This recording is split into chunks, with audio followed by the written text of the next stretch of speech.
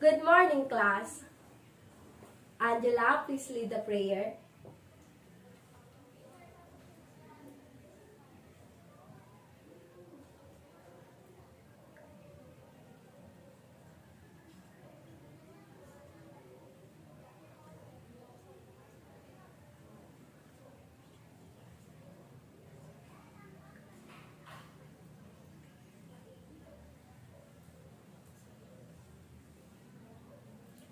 Again, good morning, class. Before you take your seat, kindly pick up the pieces of paper under your chair, and if none, you may take your seat. Miss Secretary, is there any absent for today? Very good. Maintain that perfect attendance. So, to start our day, let's have a math read. So, get any piece of paper and I want you to think of a number. Then, multiply it by 3. Next, add 6. Lastly, subtract the number you think from the answer you get. Okay, class, what's your answer? In 3, 2, 1, 2. Amazing, right? I hope it energized you all. Moving on, before we proceed to our next topic, let's have a short review about our topic last meeting. Last meeting, we discussed about the introduction on integers. So, what do you mean by integers? Yes, Jericho. Very good. So, how will you define the absolute value of a number? Yes, Gail. Very good. It feels great that you still remember our last topic. Since it seems that you have fully understood our last topic, now let's proceed to our discussion. Today, we are going to discuss the different operations on integers. In this lesson, you will learn how to perform addition, subtraction, multiplication, and division of integers. Now, let us first discuss the addition of integers. There are rules in adding integers.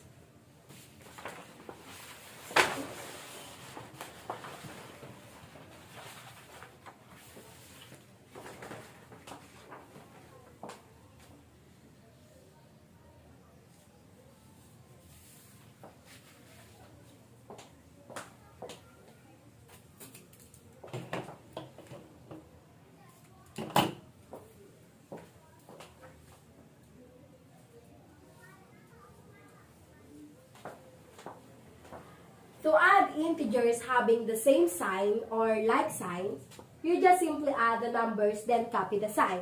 For example, 27 plus 21 is equal to 48. Since the sum of 27 and 21 is 48 and they are both positive integers, that's why the answer is positive 48. Another example is negative 13 plus negative 32 is equal to negative 45. Since the sum of 13 and 32 is equal to 45 and they are both negative integers, that's why the answer is negative 45. On the other hand, to add integers having unlike signs, here are the rules.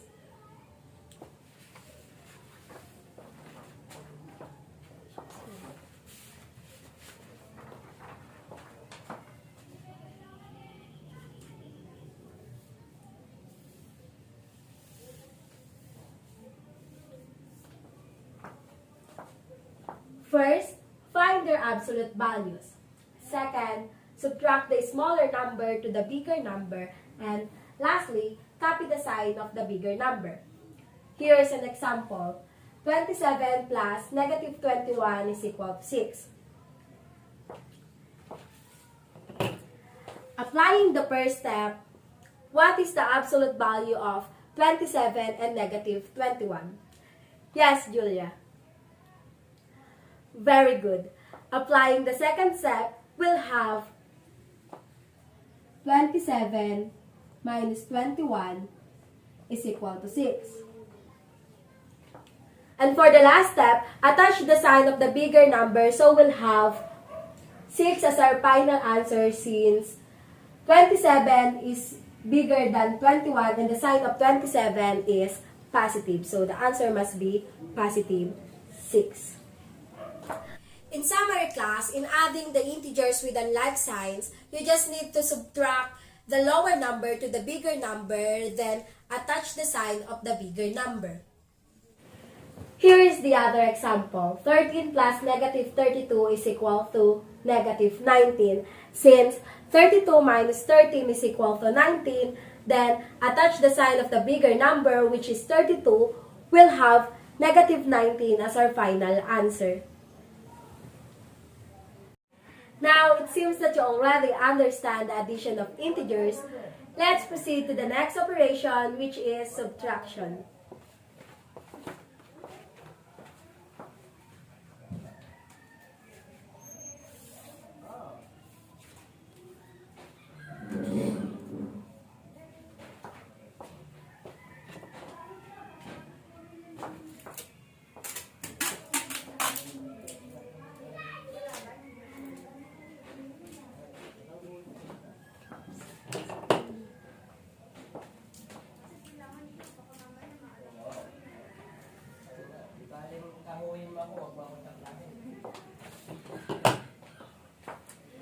To subtract an integers, we just simply need to add its opposite.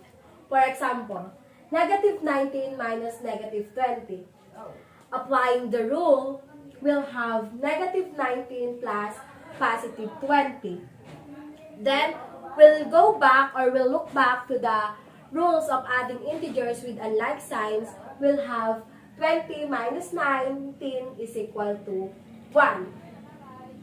Lastly, attach the sign of the bigger number, which is 20. That's why negative 19 plus 20 is equal to 1. Another example. Let's have negative 26 minus 42. Who wants to answer? Yes, Rovik. Very good. Negative 26 minus 42 is equal to negative 68. Since the opposite of 42 is negative 42, then we add it to negative 26. Again, we'll look back to the rules of adding integers with like signs. We'll have 42 plus 26, which is equal to 68. Then attach their common signs, which is negative. That's why the final answer is negative 68. Seems class that you are all enjoying our topic for today. Moving forward, let's proceed to the multiplication of integers.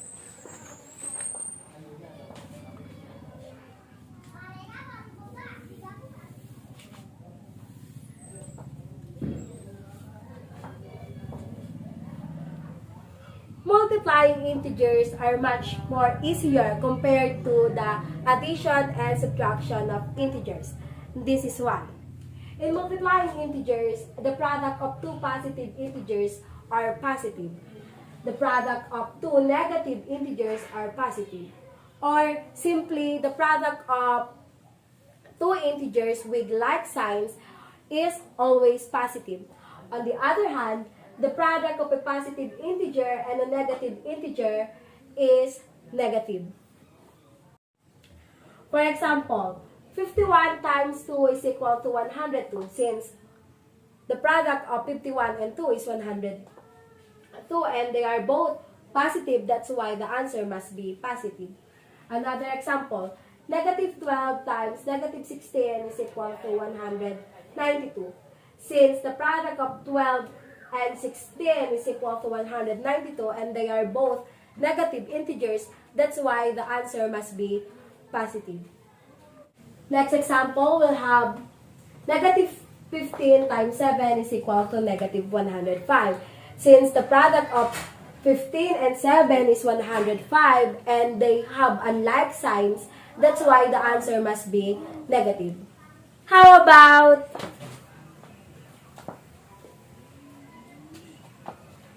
negative 24 times 3. Who wants to answer? Yes, Josh. Excellent! It seems, class, that you are all enjoying and understands our topic. Now, let us proceed to the last operation of integers, which is division.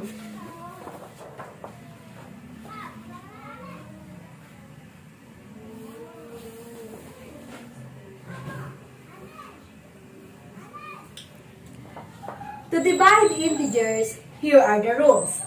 First, the quotient of two positive integers are positive.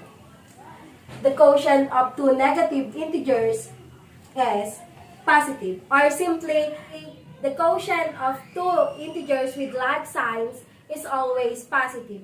On the other hand, the quotient of a positive integer and a negative integer is always negative.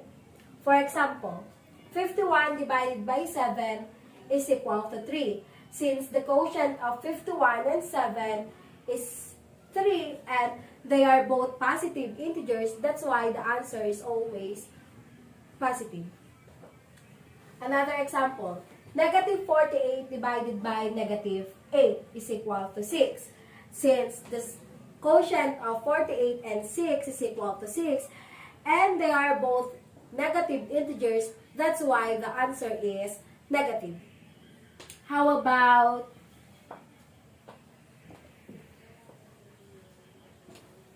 (169) divided by negative 13? Who wants to answer? Yes, Jess. Very good. 169 divided by negative 13 is equal to negative 13. Since the quotient of 169 and 13 is 13 and they have unlike signs, that's why the final answer is negative. Another example, how about negative 108 divided by 12. Who wants to answer? Yes, Kay. Excellent. Negative 108 divided by 12 is equal to negative 9. Since, again, the quotient of 108 and 12 is 9 and they have unlike signs, that's why the final answer is negative. Do you have any question regarding the four operations of integers? Okay, class. It seems that you understand very well the fundamental operations of integers. What do you think is the importance of knowing or learning the different rules of operations on integers? Yes, Carl.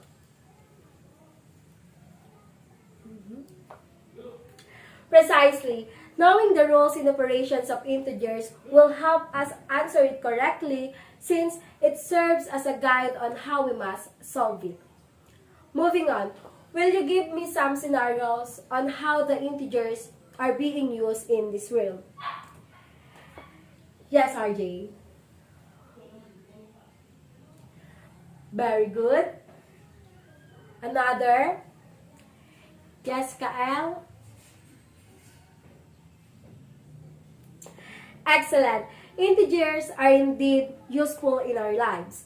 In checking bank account, in knowing the profit and loss in a business, even in doing groceries, and so much more. Do you have any question, class? Okay, since that you already understand our lesson and don't have any question, let's have an activities.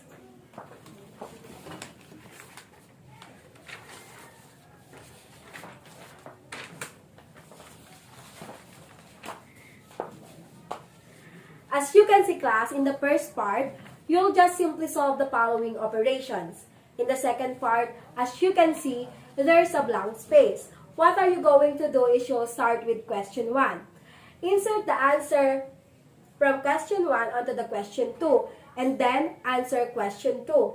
Repeat until you have complete all the question in this manner. If you answer all questions correctly, you should end up with 0. For example, class.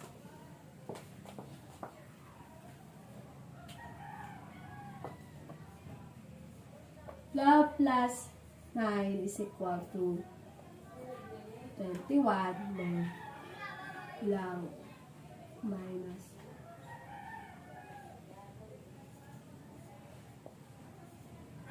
So, we'll put 21 here, then solve it, then 24. Are the direction clear? Good. I'll give you 20 minutes to answer that. You may start answering. Good luck. Okay, class, time is up. Please exchange your papers with your seatmate. Who wants to answer number 1? Yes, Bea. Very good. How about number 2? Yes, Carl. Very good. How about number 3? Yes, Robilyn. Very good. How about number 4? Yes, Josh. Very good. How about number 5? Yes, Christine. Very good. How about number 6? Yes, RJ. Very good. How about number 7? Yes, Sol. Very good. How about number 8? Yes, Kael. Very good. Number 9?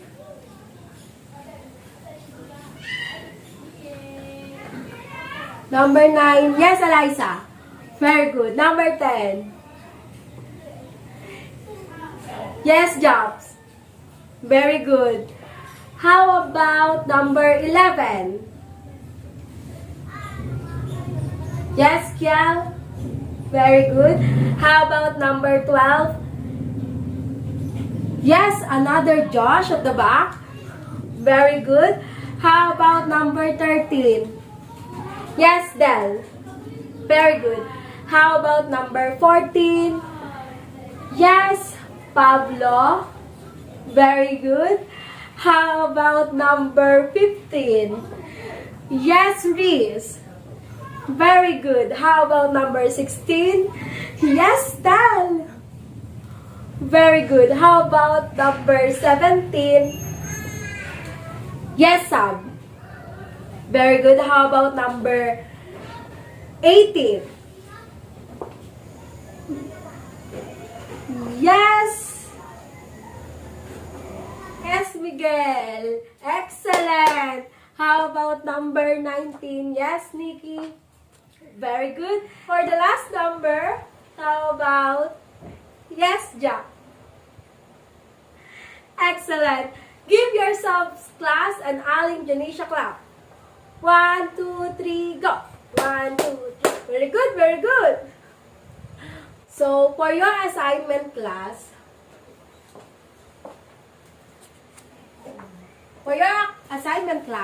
kindly copy and answer the following in one whole sheet of paper. Here.